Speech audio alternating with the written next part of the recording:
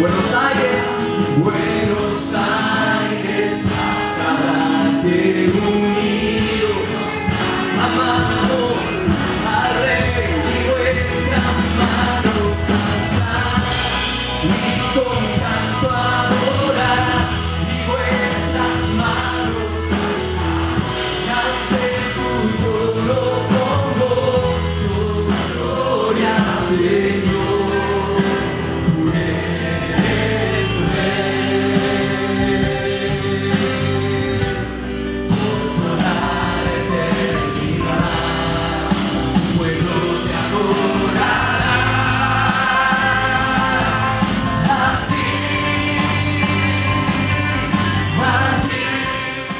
Dios me llamó para un ministerio específico, especial, que es predicar el Evangelio a las almas perdidas. Y cuando tengo que hablarle a los pastores, bueno, me siento cohibido porque sé que no soy maestro, Simplemente soy alguien que un día Jesús llamó, lo tocó fuerte con el Espíritu Santo, y a partir de ese mismo día, de ese mismo instante y de ese mismo momento, mi vida nunca más volvió a ser igual. Y cuando miraba a la gente, lo único que yo sentía era dolor por aquellos que, como yo, vivieron tantos años sin Jesús. 35 años tenía cuando yo recibí a Jesús. ¿Amén? Bueno, tomen asiento, vamos a compartir lo que de alguna manera son mis experiencias. Yo no me atrevería a hablar una sola palabra de lo que no he vivido, ni tampoco de lo que he leído en un libro. Siempre cuando hablo algo, puedo hablarlo porque hablo lo que viví en mi vida, hablo lo que Dios y las experiencias que Dios me ha permitido vivir.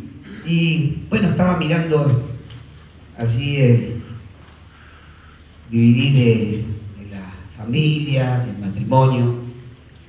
Yo soy alguien que cree en el matrimonio, creo en el matrimonio, creo en el hecho sin mancilla, creo en la santidad, creo en la virginidad, cosa que le enseñé a todos mis hijos, los cuales, gracias a Dios, los 9 hijos están casados ya, y bueno, hace ya cerca de 8 o 9 meses estamos con María viviendo una luna de miel. Estamos solos, podemos disfrutar de lo que, tantos años no pudimos, primero porque cuando nos casamos, a los 9 meses y 7 días nació mi hijo Carlitos, así que prácticamente no pudimos tener luna de miel, y vino otro y otro y otro y otro, los 9. Pero bueno, se han casado y yo creo firmemente en el matrimonio.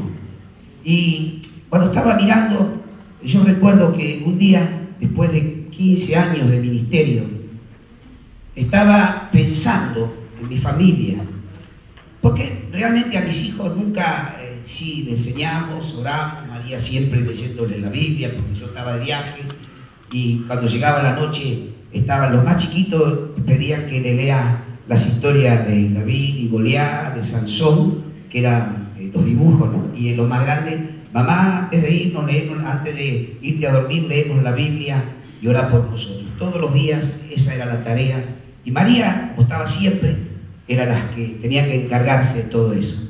Y claro, y un día pensaba en mi familia, en mis parientes, en mis hijos, y dije, voy a hacer un asado para que vengan todos, voy a invitar a toda la familia y les voy a predicar el Evangelio. Le prediqué a tanta gente, pero nunca me detuve a predicarle a mi familia, a hablarle directamente de las cosas de Jesús.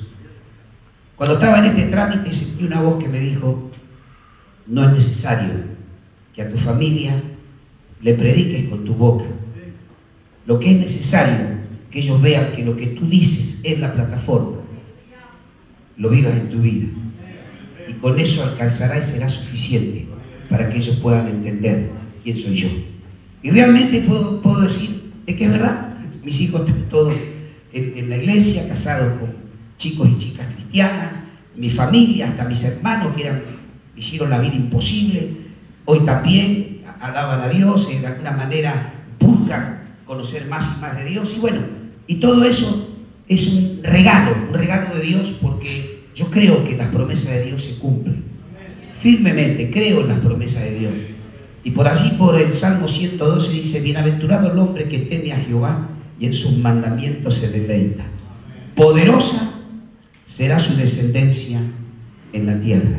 Y yo lo creo firmemente. Creo que si nosotros nos comprometemos con Dios, nos esforzamos a hacer la voluntad de Dios, Dios se va a ocupar de nuestra descendencia, hijos, nietos, bisnietos, tataranietos y no sé, hasta que el Señor venga.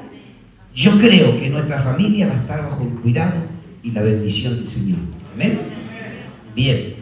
Y realmente venimos ahora de algunas campañas, algunos, diríamos, actividades. Estuvimos en Plotier, estuvimos también en Semillosa, allí en Neuquén, y pudimos ver tantos milagros, tantas cosas lindas, y tanta gente viniendo, corriendo a Jesús, que realmente el esfuerzo vale la pena, a pesar a veces que nos sentimos agotados, cansados, vale la pena. Vale la pena el ver las personas venir al altar, llorando, ver a las personas siendo liberadas, siendo sanadas. Y hay algo que yo siempre he pensado en mi vida, el día que no vea un alma llorando en el altar, un enfermo sanado y un oprimido liberado, yo creo que ese es el último día que voy a predicar el Evangelio. No podría vivir sin verlo. Por eso, qué importante es que nosotros podamos tener esa maravillosa experiencia que tuve el día un privilegio de sentir, ser llenos del poder del Espíritu Santo, ¿no? Y cuando nosotros podemos tener esa experiencia, bueno, parecería que todo es diferente. Cuando yo recibí a Jesús en mi vida, a los 35 años de edad, yo no vivía en la montaña, no vivía en la selva, no vivía en el desierto. Vivía en la ciudad de Quilmes, pegadito a Buenos Aires, donde debe haber, en ese tiempo habría 400, 500.000 habitantes, y sumado al Gran Buenos Aires, 7, 8 millones, ahora son muchos más. Pero 35 años de mi vida nadie me habló de Jesús. Eso realmente me marcó el día que conocí a Jesús y Dios me bautizó con el Espíritu Santo. Diríamos, me comprometió a no ser de la misma manera, porque ¿qué fue lo que pasó? Cuando yo comencé a hablarle a otros de Jesús, venían gerentes de banco, venían de empresarios, clientes del negocio, a todo el mundo. Yo no dejaba a ninguno de predicarle el Evangelio. Pero me llevé la gran sorpresa.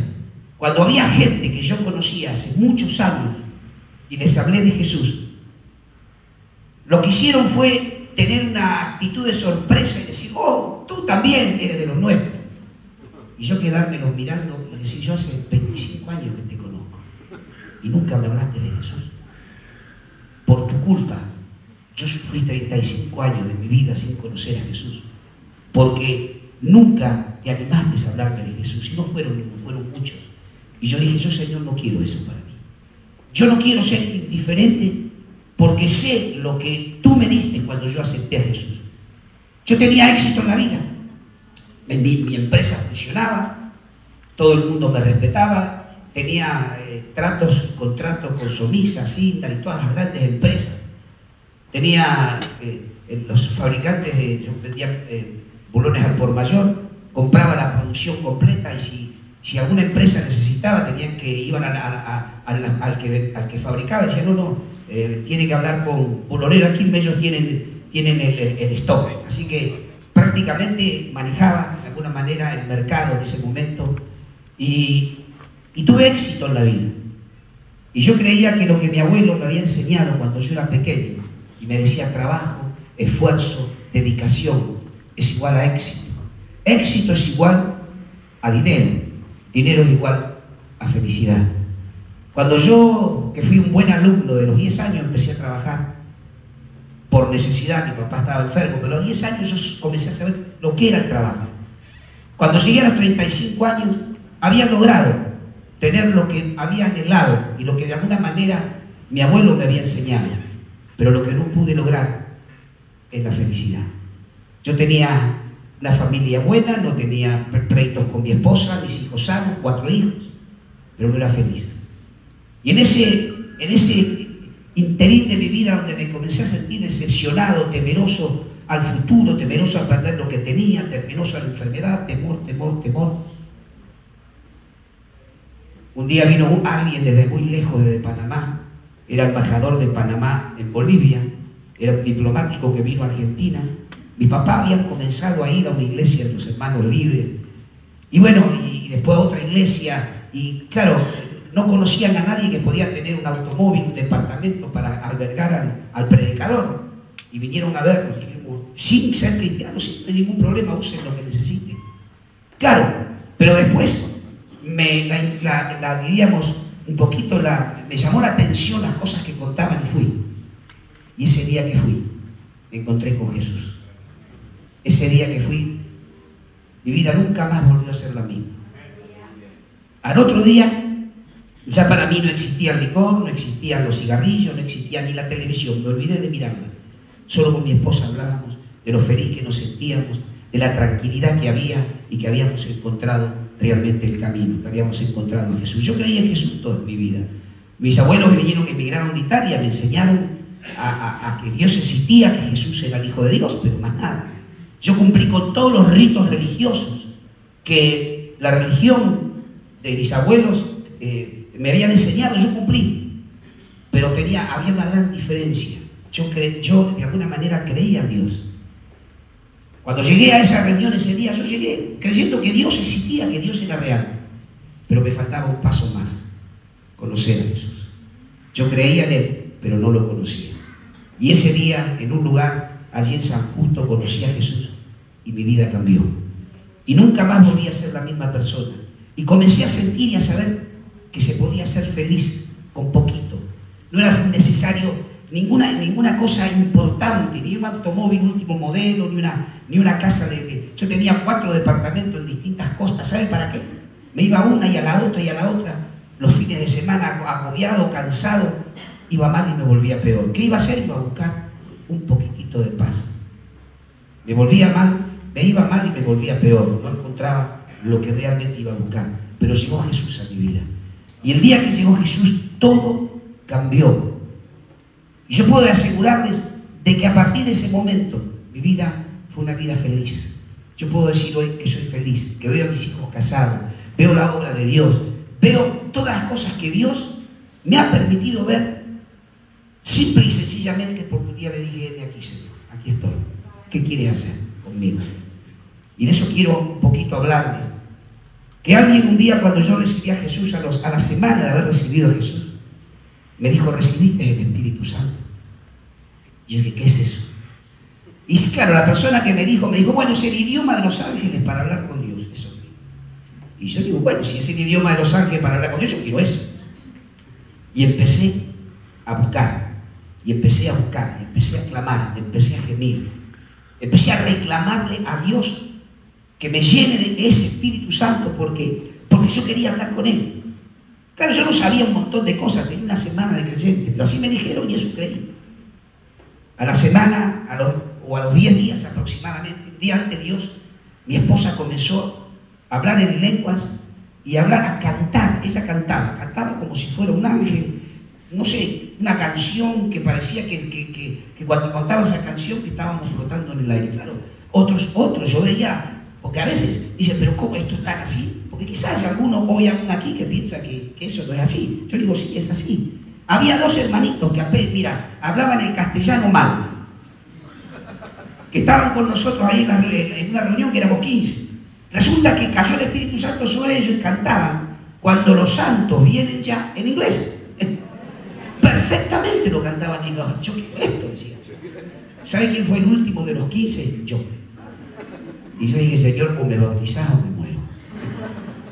En agonía, le reclamaba, gritaba, lloraba, hasta que yo sentí algo que vino sobre mi vida, un calor, un viento, no sé qué era, empecé a temblar, caí al suelo y empecé a hablar, no sé cuántas lenguas, tuve horas y horas y horas y horas, hasta que me quedé afónico, y a partir de ese mismo momento mi voz cambió. Mi voz fue totalmente cambiada, el tono de mi voz, todo lo que mi voz hoy, bueno, aparte de gastada por tanto gritar, ¿no? Nada que ver con la voz que yo tenía antes. Como que Dios me puso algo como para que yo pueda predicar el Evangelio. Yo, claro, en mi ignorancia no lo sabía. Pero al otro día de haber recibido esa visitación del Espíritu Santo, no sin clamor, no sin lágrimas, porque la unción, como muchos piensan, no es gratis. La unción tiene un precio. Debemos pagar el precio. Nosotros queremos ver la gloria de Dios, tenemos que pagar el precio. Voy a hablar de eso. Porque al otro día, ya al otro día, cuando salí de mi casa, yo no saludaba a ninguno de mis vecinos, a ninguno saludaba. Claro, cuando salí de mi casa, estaban los vecinos, le digo, Dios le bendiga, vecino. Claro, me miraban y dicen, ¿qué le pasó a esto? Pero me pasó algo. Cuando iba por la calle a mi trabajo, miraba a la gente como yo y lo veía como yo. Y sabes algo, no podía parar de llorar. A veces tenía que detener el automóvil porque me agarraba algo de aquí dentro, un gemido, un llanto por esa gente que no conocía a Jesús, que no comprendía. Y esto no fue así, diríamos, algo eventual. Fue algo que yo sé que Dios lo quería, que Dios lo estaba, de alguna manera, me lo estaba mostrando. Y yo quiero leer en Salmos, capítulo 6, versículo 6. Yo quiero leer el Salmo, que es lo que yo viví en ese tiempo. Y dice, el Salmo capítulo 6, verso 6, dice, me he consumido a fuerza de gemir todas las noches, inundo de llanto mi lecho y riego mi cama con lágrimas. Durante mucho tiempo, las sábanas eran mi pañuelo. Y lo único que hacía era llorar por la gente como yo que no conocía a Jesús. Esa era mi oración, ese era mi ruego. Señor, salva a los que están lejos de ti. Pero durante mucho tiempo, no sé si fue un año, si fueron 2 años, claro, yo sentía, y eso fue de alguna manera lo que el Espíritu Santo puso en mi vida. Compasión por aquellos que no lo conocían. Porque yo me comparaba a mí mismo. Yo durante muchos años trabajé para ser feliz. Cuando logré lo que creía que me iba a hacer feliz, no fue posible. Me sentía peor, con temores, con angustias, y dije, ¿qué es la paz y qué es la felicidad? ¿Dónde está la paz y la felicidad? Esa fue mi pregunta. Nunca se la pregunté a Dios, porque yo simplemente era un religioso. Creía en Dios, pero nunca me preocupé en buscar a Dios, hasta ese día que lo conocí. La gente, yo le digo siempre, no es suficiente creer en Dios. Aún mismo en las iglesias tenemos mucha gente que cree en Dios, pero aún no han tenido un encuentro con Jesús. Aún no conocen a Jesús. Porque cuando uno conoce a Jesús, ya no depende más de su fuerza, ya no depende más de su capacidad, comienza a depender de Él, porque sabe que Él nos va a ayudar en todas nuestras necesidades. ¿Amén? Por supuesto que después de tanto tiempo de llorar y orar, pero esta es la obra del Espíritu Santo, porque yo no podía sentir nada por nadie, si no era que el Espíritu Santo, que había venido sobre mi vida, puso carga por esa gente que no conocía a Jesús. Aparte de lo que a mí me había ocurrido, me marcó muy fuerte. Muchos cristianos que yo conocía y que no sabían ni que lo eran, cuando yo les hablé de Jesús, ellos se identificaron. Y yo digo, esta no es la iglesia. Esta no es la iglesia de Jesús en la tierra. La iglesia de Jesús en la tierra no puede ser así. Nosotros no podemos ser indiferentes. Si realmente hemos aceptado a Cristo y tenemos a Jesús aquí dentro, nosotros tenemos que sentir algo por la gente que no conoce a Jesús. Eso es lo importante. Y eso es también, claro, es el Espíritu Santo. Y el Espíritu Santo nos va a llevar ¿a qué? A buscar a Dios, a reclamarle a Dios los beneficios y las bendiciones. Mira, aquí no hay nada mágico. Si el día que yo me paré a predicar por primera vez en una villa, yo no sabía ni predicar. No sabía, apenas leía la Biblia y contaba mi testimonio. Ni siquiera llegué a hacerlo. Se cortó la luz en el medio de la villa, y la villa Itatima, de las más grandes de Argentina, donde hay miles y miles de personas, adentro de la villa, en un lugar que tenía un techo de cartón. Cortaron la luz, se cortó, no sé qué pasó. Empecé a oír las piedras que caían en el techo y los gritos. Bueno, de pronto comienzo a ver que gente entraba de la calle, venía arrastrándose y pegaba la cabeza contra el púlpito y sentía los gritos y el griterío. Ni siquiera abrí mi boca, no alcancé. Leí un pasaje de la Biblia y iba a contar mi testimonio. Cuando se prendieron la luz, no sé, la prendieron, no sé qué es lo que pasó. Del lado de aquí, en el lugar había unas 300 personas. Del lado de aquí había 150, el 80% estaba revolcándose y vomitando. Los que venían de afuera, que pegaban la cabeza contra el púlpito, yo me agarraba del púlpito, no entendía lo que estaba pasando, también revolcado, vomitando. Además está decirle que se sanaron, se convirtieron, se liberaron. Y yo dije, gracias a Dios. No fue lo que yo dije. Y cuando estoy en alguna conferencia, y a veces le digo, no existe la unción mágica. Hay que pagar un precio. Hay que pagar un precio. Queremos ver Buenos Aires rendida a los pies de Cristo. Vamos a tener que pagar un precio. No es solamente voluntad. No es solamente quererlo. Hay que pagar un precio. Y yo me di cuenta de algo. El que sembrare con lágrimas, con regocijo segará. Y siempre me gustaba un himno que sentía cantar, que decía, lluvias de gracia, lluvias de bendición. Creo que era un himno bautista de los hermanos libres, pero yo lo escuchaba. ¿Y sabe lo que le quiero decir ahora? Para ver lluvias de gracia y lluvias de bendición, es necesario un río de lágrimas. Es necesario un río de lágrimas.